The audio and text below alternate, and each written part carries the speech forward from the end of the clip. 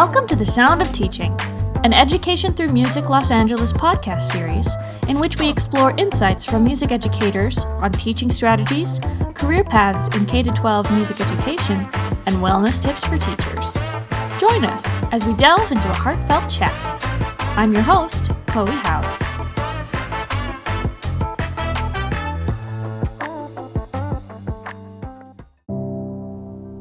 Today, we're here with music teacher Westley Steele. Westley Steele, ETM-LA music teacher, is a concert pianist, composer, music producer, and educator whose passion is cross-cultural collaboration and mentorship. Wesley received his Bachelor of Arts in Music Business with an emphasis in classical piano from Howard University in Washington, D.C., and a Master of Science in Entertainment Business from Full Sail University in Winter Park, Florida. All right. Well, thank you for joining me here today. It's been really exciting to get different perspectives on the music education journey, and I'm excited to hear part of your story, your insights on music education, and what it's been for you with ETM-LA. Awesome. To start off, could you tell us a little bit about yourself and your journey with music? How did you get to where you are today? And if you could tell us about the ensembles and grade levels you work with at ETM-LA. So again, my name is Westley Steele. I'm from Richmond, Virginia. And I started playing piano at the age of 4 by ear. My mother was a pianist. My grandmother was a pianist. Music ran in our family. So I would listen to melodies my mom would play on the piano, and one of them was Kumbaya. And then she told me that at some point I went to the piano and just started to play the melody back to her, and she was very shocked. But she knew that she wanted to do lessons with me at some point. So I started taking formal lessons using the Suzuki method at age 5 at Virginia Commonwealth University. And they had I guess you want to call it a lower school where kids could go and learn piano in the evenings or take piano lessons. So I did that for a number of years, for 5 years at VCU. And then I actually switched teachers in 6th grade and began to climb the ladder with classical piano all the way through college. But even when I did that, I played in the band at school. I played the trumpet. I played the baritone horn. We started in 3rd grade with band back in Virginia. I also played the violin for a year because we couldn't be in the band yet. But so all my friends who played violin, we all moved over to band the following year. And we loved it, man. Yeah, Virginia is a hotbed of musicians. We have all the military bands in DC. So it's a big time over there to, be in those ensembles. So after that, I ended up switching over to tuba because the band director in middle school needed a tuba player. And I loved it. And and ever since then, I played through college. And yeah, that's my, I guess, instrumental journey. Wow, Yeah. that's quite a repertoire. Well, thank you, friend. Yeah, no, it was a lot of fun. We had, a lot of wonderful times. And, we all grew up together, all my friends. We all grew up in the same neighborhood. So we all played together since we were kids and played in the backyard and sports. And then we also played in the band together, and we played in the orchestra together. And so it was a wonderful experience. We built a lot of camaraderie, built a lot of chemistry together. So we knew how to play and perform with each other. And it was a ton of fun. And as far as ETM-LA is concerned, I got into ETM-LA in 2018. And I was familiar with Victoria, our director, in regards to working with her husband, Nathan, as his assistant composer in Burbank. And Oh, so, so I ended up accompanying for this really cool Los Angeles Sparks game in the summertime. And then Victoria was like, "Hey, I see you conducting the kids over there. Do you teach?" And I was like, "Yeah, sure, I can teach." And so I ended up beginning my teaching career with ETM-LA in January of 2019. And and currently I'm teaching TK through 5th grade at 2 schools, one El Dorado and the other one is Rio Vista. And I'm also the choir director at Rio Vista Elementary as well. wow. That's such an interesting, you see, this is why I love looking at the pathways to ETM-LA with all our teachers, because it's never the same. Every time it's a different point of connection, a different story, even a different way of being interested in education. Um, and a different lens at looking at how music impacts people's lives. I mean, certainly, I don't think I've heard quite that list of instrument experience to go. You kept saying piano, and then all of a sudden you're saying tuba, which is incredible to see how music kind of just falls into someone's life. And so that's really, really interesting. Thank you. And so, with the composition background, like I've been saying, we've interviewed music teachers, ISs with all sorts of backgrounds, with different levels of experience in different fields in the music industry. And you yourself have your composition background. And aside from being part of your connection with beginning at ETM-LA, I'm wondering, how does that background in composition, aside from your background as an accompanist or with the array of instruments that you're familiar with, how does that help you in the classroom? Or how might a composition background give you a different lens when you approach your music classroom? This question took me a minute to think about, right? Because as a composer, your job is to oversee the entire film or whichever project you're working on and create a melody or an emotion for that particular instance, right? And Mm-hmm. so, as a classroom teacher, you can almost diagnose the psychology of your students and create a class based around how they behave and what soars. I can't get it out. What helps them soar with their strengths versus their weaknesses. So, like for example, some of my favorite lessons that I teach are call and response because a lot of our students are really into hip hop music, and they're into sports, a lot of them, and so they know when I say LA, you say Dodgers, LA Dodgers, LA Dodgers, right? And we can create different rhythms and different melodies through that. But I can also incorporate music to create the rhythm behind it so that now either they can bring in the tempo to make it faster or make Mm-hmm. it slower, or they can fall into a particular rhythm pattern, which makes it interesting for them because some of them, besides them knowing those basics, they haven't really had a lot of experience. And so your job, again, you're the first point of contact for them when it comes to music. And it's like, how am I going to allow myself to intertwine with these students? On the basis of them just getting to know and adjust to the music that I present to them. And so it can be interesting sometimes. Even another activity I use rhythm sticks. We Mm-hmm. take those two sticks and we just go with music that they know. So for instance, Star Wars was just this past weekend with the May the 4th be with you, right? Yes. Mm-hmm. So we'll do Star Wars rhythm percussion activities in the classroom. We'll play the Darth Vader theme. We'll play the Tatooine theme. We'll do all types of different melodies that the kids already know, and so they're prepared for those rhythms as they go ahead and attack them. So as again going back to the overall question, yeah, I don't know. You just kind of have a visualization of what could possibly happen in the class before it even begins. And you just kind of know your personalities of the people in the room. And almost like a composer in the film, you build melodies around personalities in Mm-hmm. characters, right? So Yeah. that's all I do. Yeah, that's a really interesting analogy to have for the music classroom. Because of course you could go an inward to outward perspective where you're looking at the individual and then coming back out. But it sounds like with composition, it's you're starting at that bird's eye view and Mhm. seeing how music can fit your classroom, even with keeping things light or keeping things relevant for your students so that they're engaging almost as a second nature, adding music in, and it becomes something natural in the classroom. Absolutely. Yeah.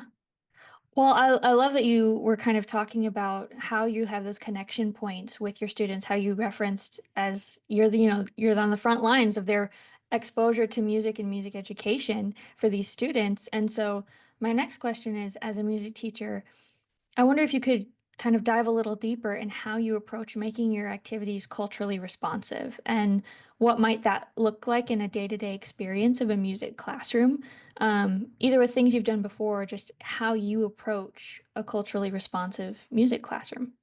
Okay. All right. So, for example, my school in Silmar is El Dorado. That's a majority of Hispanic background.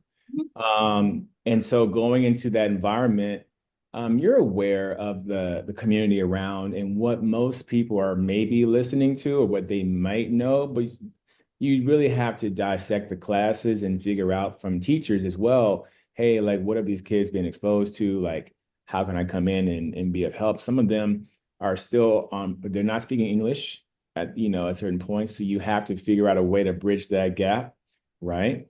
And so what I've done is I've incorporated line dancing, right? Wow, So okay. yeah, yeah. So I've done No Rompas Mas, which is the Spanish cover to My Achy Breaky Heart, right?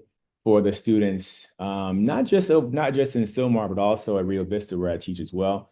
But in Hmm. Silmar, especially because they've all recognized the music.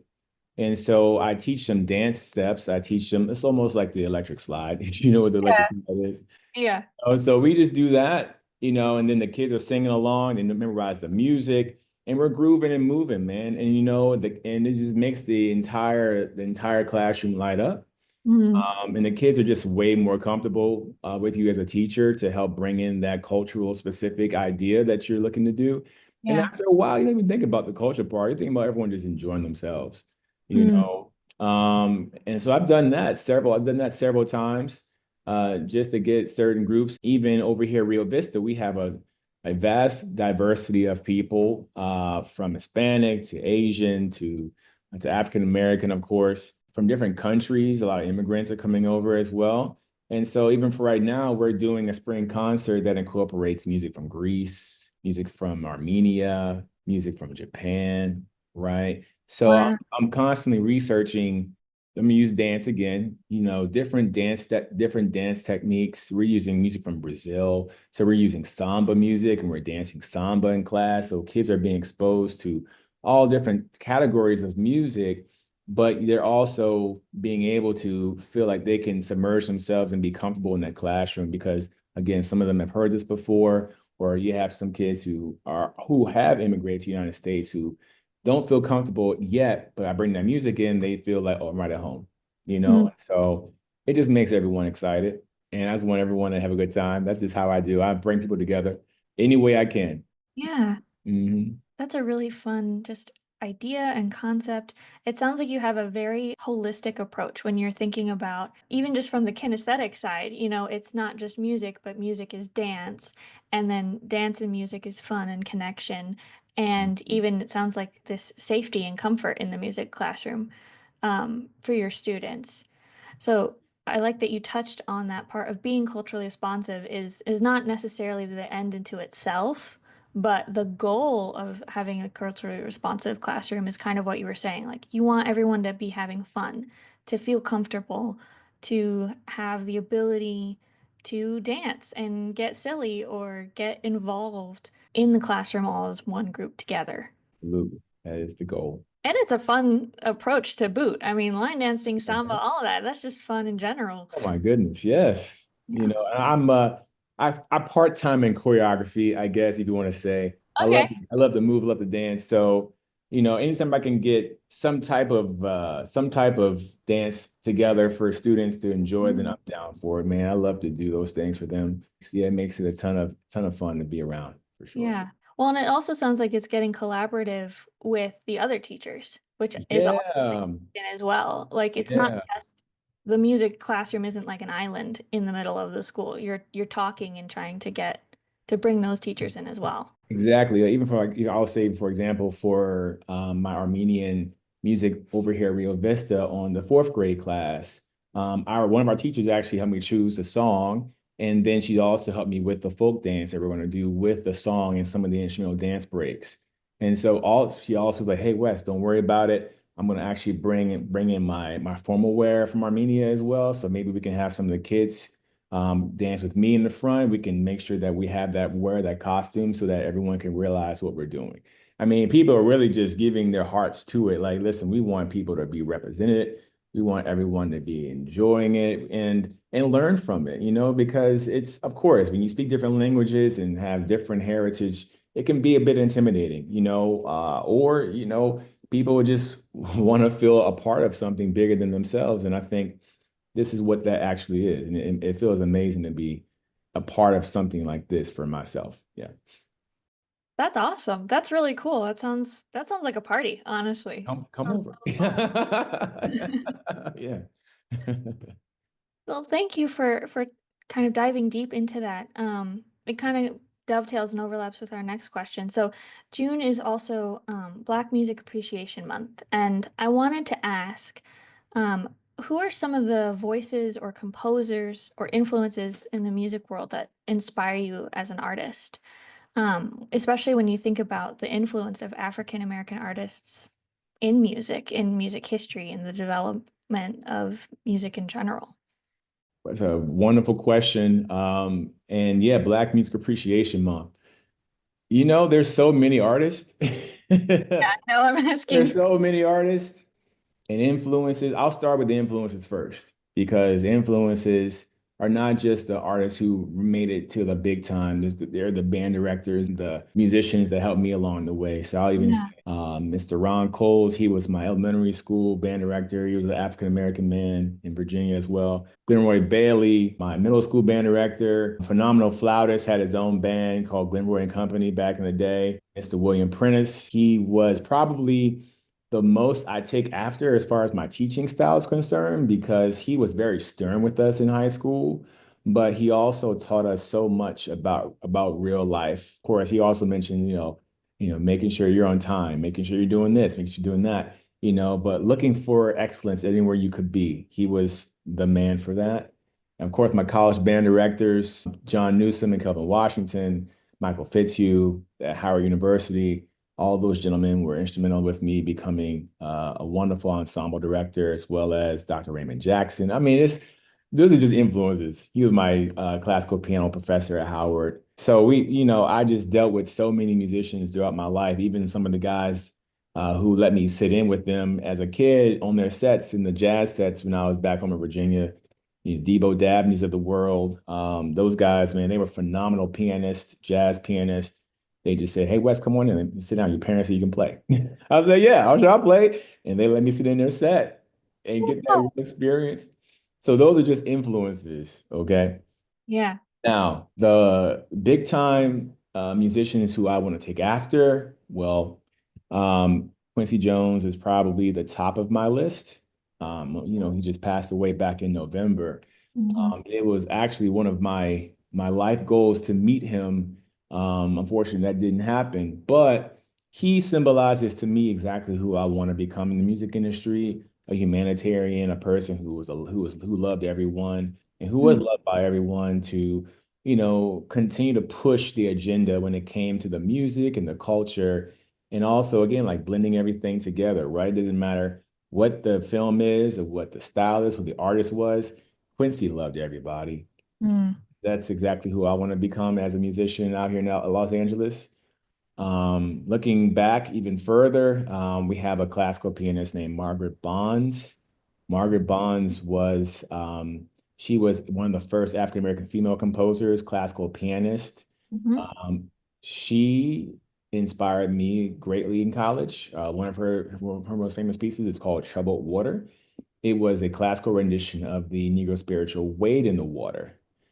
And so, yeah, so I perform works of African American artists all the time. Scott Joplin, the Maple Leaf Rag.